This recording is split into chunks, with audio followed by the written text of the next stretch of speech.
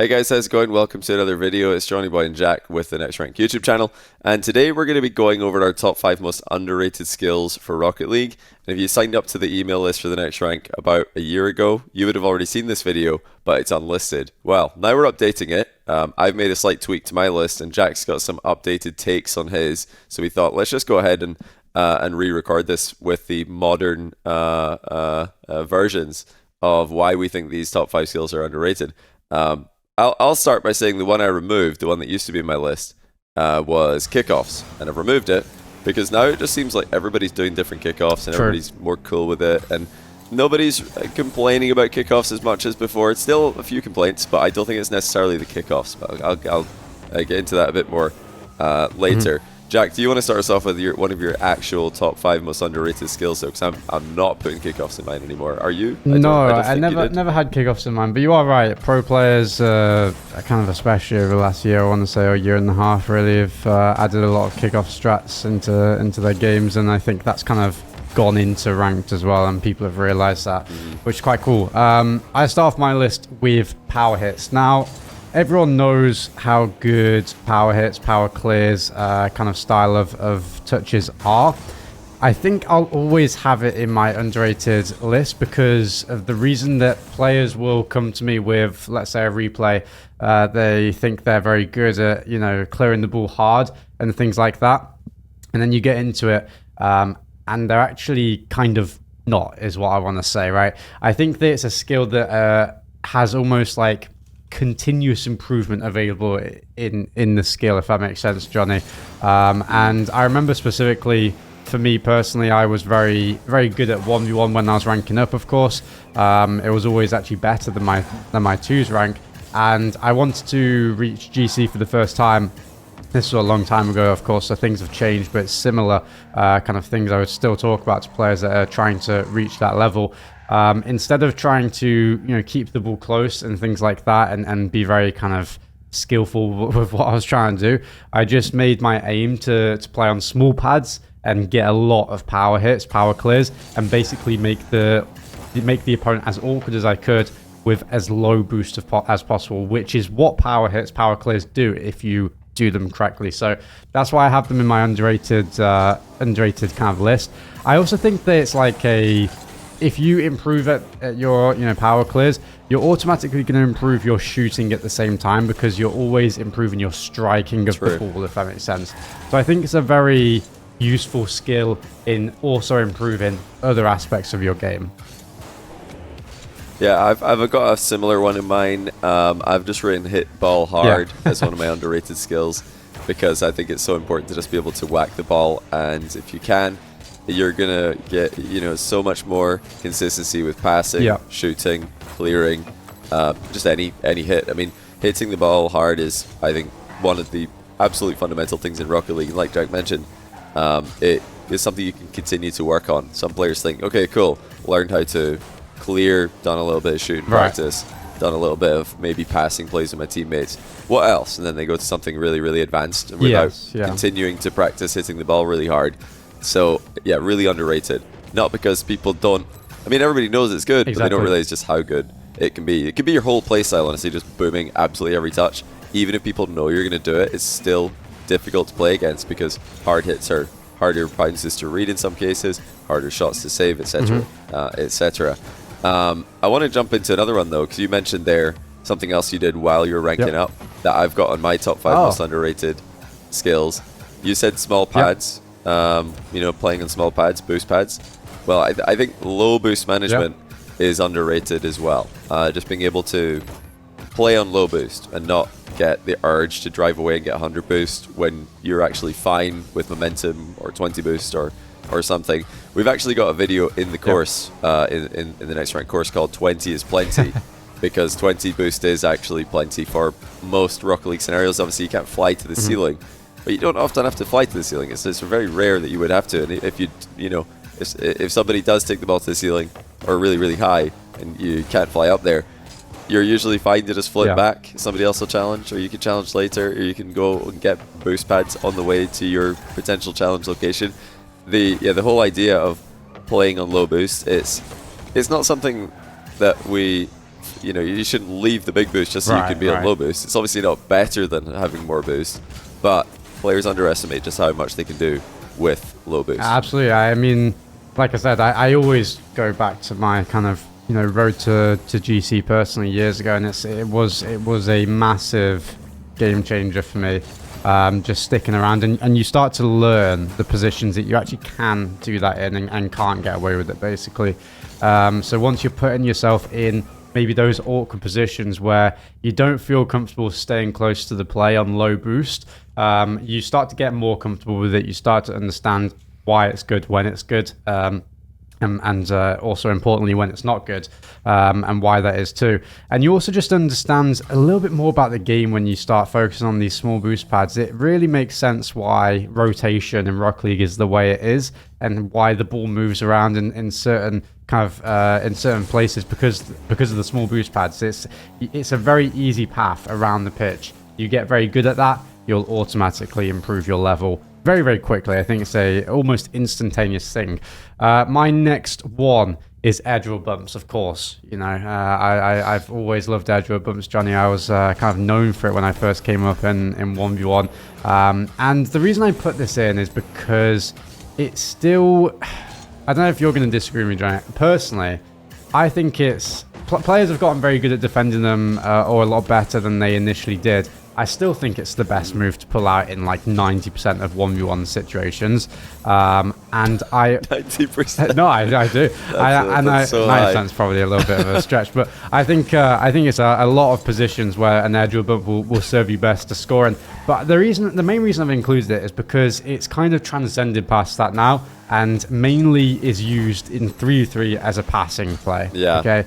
And that is the reason why I put this in. It's too good. It's too good of a passing move because you can 90% of the time, I love that number for some reason, 90% of the time you'll get a free shot out of it because you're just edge or bumping the challenging player in high level 3v3, and your teammate will just get a free shot. If not, you're drawing two of the other team out of the play, and your teammate that is waiting for the pass can basically decide if it's worth for them to go or not. If they don't go, you've just gained value out of your position. You've sent one player and drawn two out of the play. It's a very, very easy move to transition into, and it's very difficult to read because it means that if you're going for an edge or bump kind of pass onto a player, you can then transition into a flip reset last second or a double tap because they're going to be covering lower or higher maybe. There's just a lot of different mind games you can pull off because they're so worried about this type of play. Now, I have put it on my underrated list. However, it is very difficult to pull off for most players. I would say I think it's I haven't seen it in any ranks really lower than SSL. But if you guys have any edge or bump passes and you want to show me that it's useful at those ranks too, then feel free. So it could be quite hard to do because it's difficult for your teammate to understand what you're doing, and you a lot of the time need comms to call this out. But yeah, I think it's just in 3-3. I think every pro will basically agree that it's one of, if not the best, kind of attacking moves at the high level right now. Yeah, and it also suffers from the, it's a bump, therefore it's cringe, Yeah. therefore it's easy kind of mentality. So it's naturally underrated. People see it and they're like, boo, air dribble bump pass. That's just a lame way to score, and they don't realize the complexity of the timing and the communication and everything. It's very hard to pull off, or it's very hard to save. Oh yeah. But it's also hard to pull off well, like a lot of the top teams do, which is why we only see really the top teams do it. I'm gonna globalize that and just say that add to my top 5 underrated, just bumps and demos just in general. Just I want to make it just I mean, it's pretty, I think, I guess a given that bumps and demos are considered easy, or maybe let's say cheap. Yeah, cheap way to score. If you get a bump or a demo and somebody, some people just are fine with it. They just respawn, all good. Other players will get so unbelievably tilted, and I know that you guys will know this because you're all bumping and demoing, as you should be, and you've had all the reactions possible. But yeah, it's just so funny to me that unironically, so many people, even high-rated players, will get bumped or demoed a couple of times, and then they'll be like, "Oh, it's this. Oh, they're just playing like that, are they?" And they're, you know, kick off into bump or air dribble into demo and rotation, whatever it is. There's so many different ways, and they'll be like, "Oh, wow, okay." So they just want to, you know, get cheap goals, is it? It's like, no, they just want to get goals. Goals are goals. You know, if you get demoed, you gotta play. You know, people underrated. They don't think it takes any skill to bump or demo, and of course it does. You know, hitting a moving car is in many ways harder than hitting the ball, right? Because the car hopefully has a brain steering it around. Yeah, so sometimes, maybe not in Rocket League, but they should be able to avoid you a lot of the time if they're paying attention. And people don't want to cope and admit, or people do want to cope. They don't want to admit that they got outplayed when they got bumped or demoed. They just want to say, "That's cheap. You're lame. Why do you keep doing this? You're cringe. You're not going to rank up. Why are you bumping and demoing?" They don't want to admit that actually I just got outplayed. Right. Which is why I think it's underrated. I think the best kind of bumps and demos for you guys watching to go for is, Johnny kind of alluded to it there, but is just on rotation back, because the main reason is that it's very natural. You should be kind of rotating through this kind of path anyway, and hitting players, clearing players out of the way, or just driving through the space that is most dangerous for your team for that player to move into, basically, is going to be beneficial for you. Okay, if you're just driving into the space that you don't want them to push into, it avoids them. It makes them have to avoid you, have to avoid that space. In most cases, you'll just get a bump or a demo, because players don't start to read stuff like that until very high ranks. So really go for those bumps and demos on rotation back, and yeah, it will really help your defense out and help that transition into offense be a lot cleaner. Okay, my next underrated skill on my top 5 list is flicks. Now, this one is a little weird because flicks obviously are one of the first things you learn. I just had to put this in personally because, as you probably gathered from a lot of my list and stuff like that, it's very dependent on what I personally used a lot when I ranked up. They're just too difficult to stop if you get good at them for most ranks. I just remember having an overpowered flick basically compared to the rest of the players at my ranks when I was moving through the levels. And just scoring every time, because if you can get so good at a flick in 1v1 situations, you have two things that you can automatically score on every single time, because players have to be worried about the flick, and then they have to pre-jump, and then you can go low. So it's just kind of an unavoidable situation that players can't cover in defense in 1v1 situations. That moves into 3s and 2s a little bit, because you're going to be more comfortable on the ground. You're going to be more comfortable outplaying, and it gives you that. I just think flicks give you such a good baseline to carry games in 1v2, 1v3 teams, basically. And if you've kind of heard me talk about what type of player you should be, I always recommend people to try and be a player that can take over games, and avoid being like an all-rounder type player. I've always said that in my videos, Johnny, because the amount of times I've had people come to me in replays and say I'm just like an all-rounder type of player, and then you kind of have to rely on your teammate. You never want to truly rely on your teammate to win you the game, if that makes sense. You want to have some scoring abilities yourself. I think flicks give you way too good of a chance, but I'm not sure if you agree with me on that, Johnny. There, I think, I'm not sure. Do you have? Well, I didn't put it in my top 5, but you make a good argument. You make a great case for flicks, because it's almost like there are flick mains who are just really good at it. Then other players who have never actually put time into it, they can do all these other more advanced things, but they don't even have a basic flick in their arsenal. But if that's you don't have a basic flick, don't worry, we've released a video about how to do them for free. So check out thenextrank.com/free.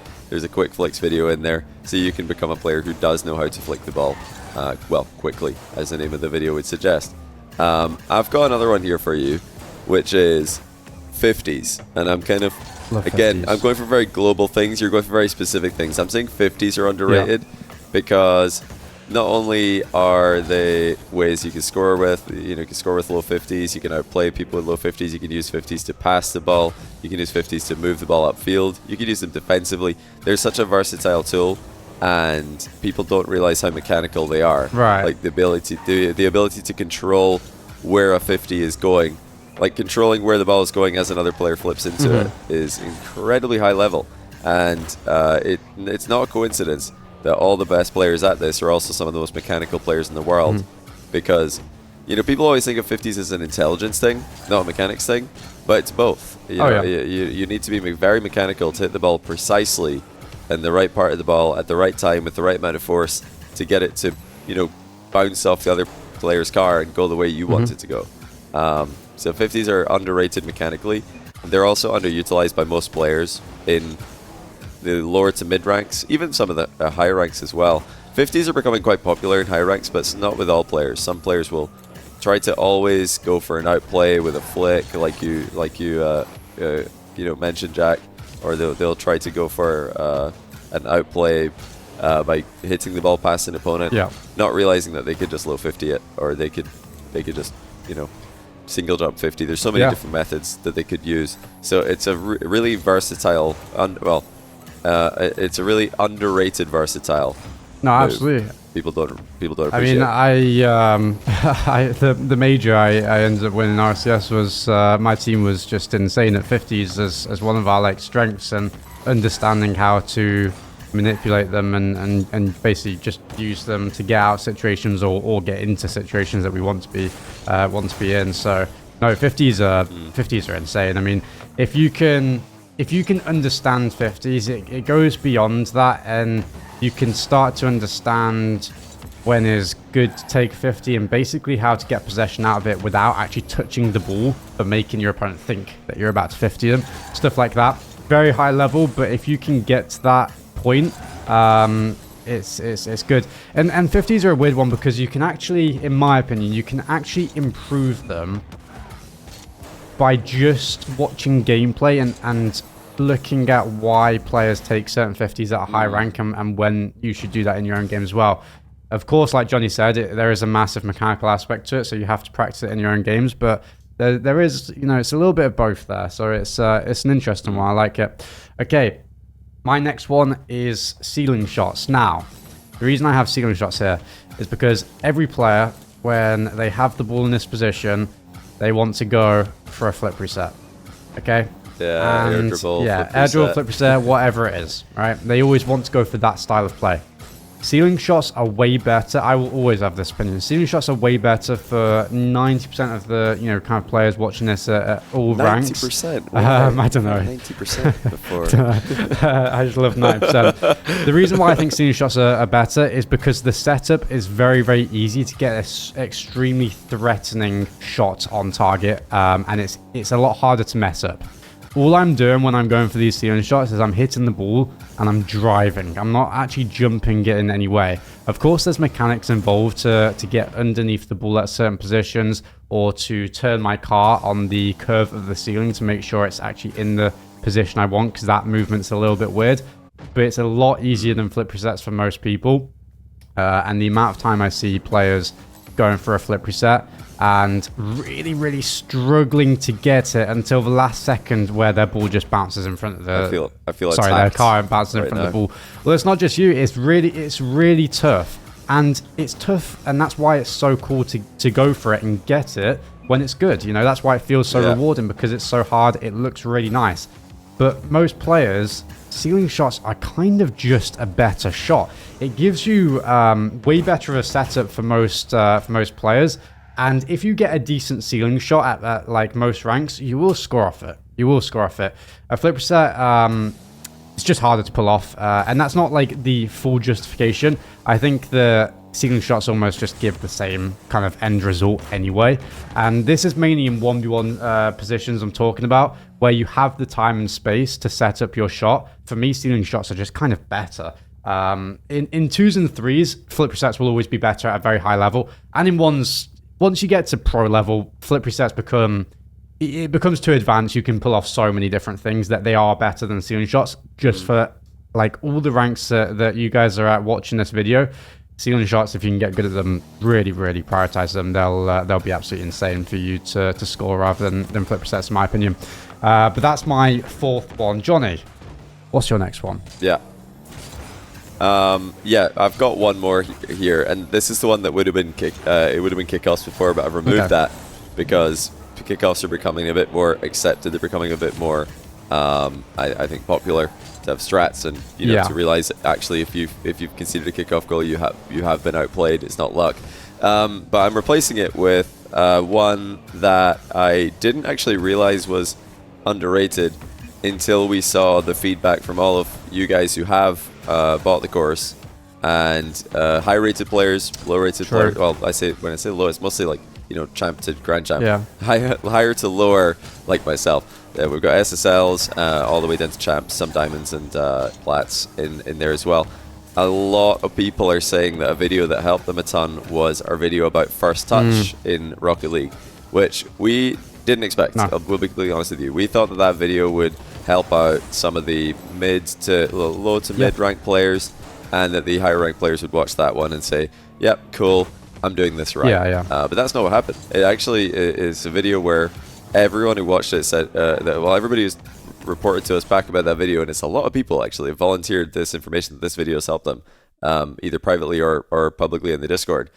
So first touch, therefore, has to be underrated. If all of you guys who have bought the course are all saying that this video helped you, and it's not a video that's like super advanced. It's like it starts off quite simple, but just the concept of hitting the ball and then setting yourself up to also have the next hit as well is so important. Those of you who play sports will know this, that if you don't have a good first touch, well, in sports like football, like soccer, then you make life way harder for yourself. First touch is really important in Rocket League in the same way, because you want to be able to set up the play you want, or set up a variety of plays without having to just pigeonhole yourself into one line of play because your first touch doesn't enable you to switch it up.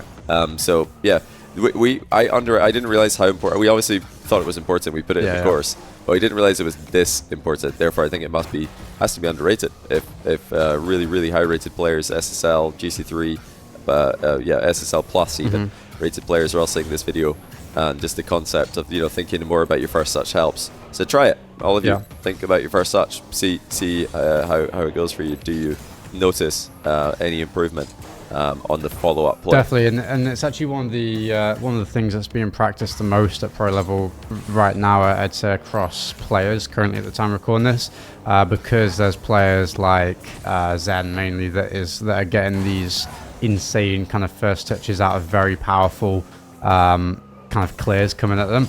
And Johnny, I actually had a training pack like a year ago after one of the majors that I showed you, because I was like, some of these players, like, you can start to see this being developed, that they're getting like crazy first touches, and players are going to have to start learning how to do this. And most people are naturally. You have to keep up with the level. And like you said, it's important at all ranks, even kind of lower ranks, to get a good first touch, to be able to be fluid as a player and always be able to hit the ball in the next kind of second and a half or so.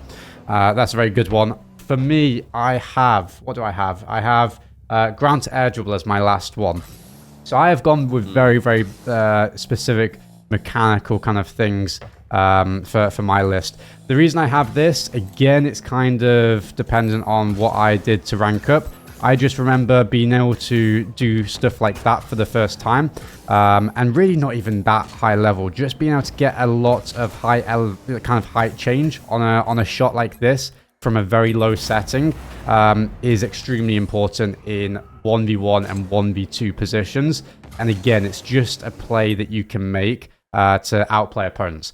I like things like that. I think that they're always going to be underrated, and just the more kind of options you have for kind of bouncing balls like this, the better, because you can transition it into a ground to air dribble like that, get a lot of height change on the ball very quickly, or next time you can go for a quick power shot because they're used to you ground to air dribble, and now they're scared of it. They're trying to close the space down. Maybe they're backing off instead. They're just changing how they defend. The more options you have for the same position, it's going to make you more of a threatening player. I remember I was ranking up. I've said this story a million times now, but I remember I was ranking up Champ 1 at the first time that I saw kind of just a ground to air dribble, very basic kind of style where the ball's in front of you, you do this. This was the first time I saw that kind of being used, and and it was actually Radisson, world champion now, a few years later, world champion. It was actually Radisson that I saw do this first, and it was just too difficult to defend at the time, and it helped me understand that that's what you needed to do to perform in that rank at the time. So I learned it quickly and kept up with the level and improved from there. So I think, this skill for me is always going to be underutilized for a lot of players, mainly as well because, Johnny, a lot of players overcomplicate it. They go into crazy air dribbles with like a lot of air roll and stuff like that, where they don't realize that you actually just need, minimal air roll, if any, at all, to be able to do something like that. Of course, it's all timing. Of course, it's easier having done it for a long time, but you don't need a lot of air roll, and I think that's where a lot of players go wrong. But yeah, that is my final skill on my underrated top 5 list. Okay, so yours are more specific, mine are more global, like conceptual, I guess. So that's good. So we've got a little bit of variety there. I don't necessarily disagree with any of yours. I think they're all very underrated things. The ones that we really agree on are power hits. So that's one that you guys should really be thinking about. We both got it in there. And you've got a specific air dribble bump. I've got bumps and demos in general. That's quite similar. So definitely be thinking about that as well. Now, if you have bought the course, all these underrated skills will be associated to videos in the course, so you can find them. We've got lots of different types of ways to hit the ball hard, as you would expect, striking, hard clears, etc. We've got, like I mentioned, a video about low boost management. We've got a whole category about bumps and demos, physical play, including air dribble bumps and 50s, with weaponized 50s, of course. First touch, like I said, one of the videos that's been working out really well for you guys. Ceiling shots, of course, you're going to find that in there, and ground to air dribble specifically as well.